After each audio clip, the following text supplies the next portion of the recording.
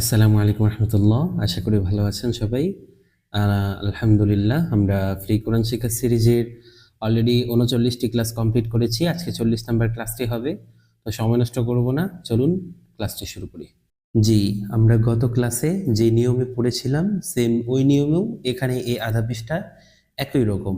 তো আমরা একটু পড়ি। জ জবর জ, জ আইন, জ আলিফ জবর জ, আইন জের আই, আইন ইয়া জের আই, গইন পেশ গু, গইন ওয়াও পেশ গু। শুধু এক আলিফ করে টান হবে। আমাদের যদি গত ক্লাসটা মনে থাকে তাহলে অবশ্যই আমাদের স্মরণ আছে যে প্রথমগুলো টান হবে না, পরের গুলো টান হবে এইভাবে।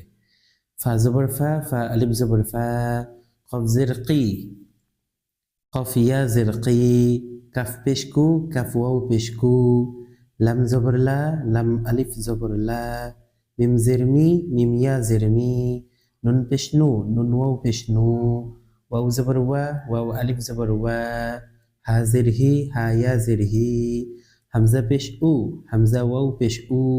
এটা কিন্তু হামজা ওয়াও, হ্যাঁ। কোন হরফের উপরে যদি হামজা হয় তাহলে ওই হরফ বাদ হয়ে যায়। এই যেমন এখানে লামের উপরে হামজা হয়েছে, তো লাম বাদ হয়ে গেছে, এখন হামজা আর ওয়াও পড়া হয়েছে। তো হামজা ওয়াও পেশ উ, ইয়া জবর ইয়া, ইয়া আলিফ জবর ইয়া, হামজা জের ই, হামজা ইয়া জের ই। এটাকে আমরা আলিফ যদি বলি বলবো, সমস্যা নেই।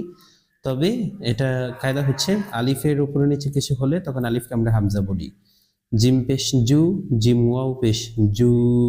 তো ঠিক আছে, আজকের ক্লাস এতটুকুই, পূর্বের ক্লাসের মতোই ছিল। শুধু এখানে আমি একটা কায়দা বললাম যে কোনো হরফের উপর হামজা হলে ওই হরফটা বাদ হয় আর হামজাকে পড়তে হয়। তো ঠিক আছে ইনশাল্লাহ, আশা করি ক্লাসটি বুঝে আসছে। কোনো প্রশ্ন থাকলে আমরা অবশ্যই করবো ইনশাল্লাহ। ঠিক আছে, আসসালামু আলাইকুম রহমতুল্লাহ।